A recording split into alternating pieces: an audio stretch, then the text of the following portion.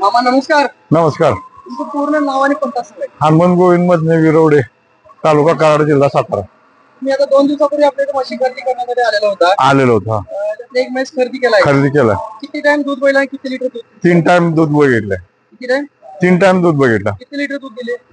एका टायमाला 8 दिले, 7, 7.5, 8. टायमाला 14-15 हा. मी आहे का समाधान? हाय समज. काय रेटला म्हस खरेदी केला? 31.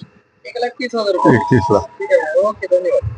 नमस्कार. तुमचं पूर्ण नाव आणि परिचय सांगा. बाबासाहेब संपतराव गरुड, कडेपूर.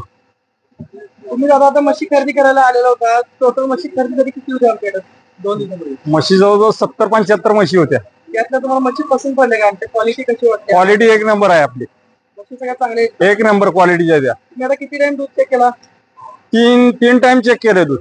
मला जेवढं सांगितलं तेवढं दूध दिली काय? दूध तेवढं दिलंय. 14-15 लिटर सांगितलं तेवढं दूध दिलंय. तेवढं 3 टाइम बघितलंय चेक करून. तुम्ही काय रेटला म्हस खरेदी केलाय? मस्त 1.45 ला खरेदी केली. तुम्ही संतुष्ट आहे का ज्या रेटला आणि ज्या तुम्हाला जी क्वालिटी पाहिजे ती मिळाली? क्वालिटी पाहिजे ती मिळाली आपल्याला.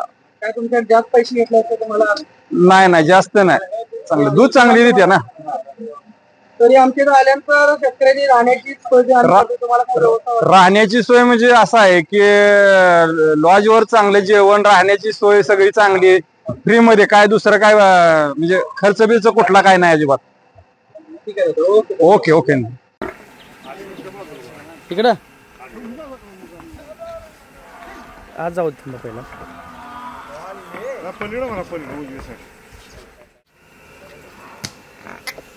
अरे इधर बांधो. जाओ अभी, जाओ जाओ.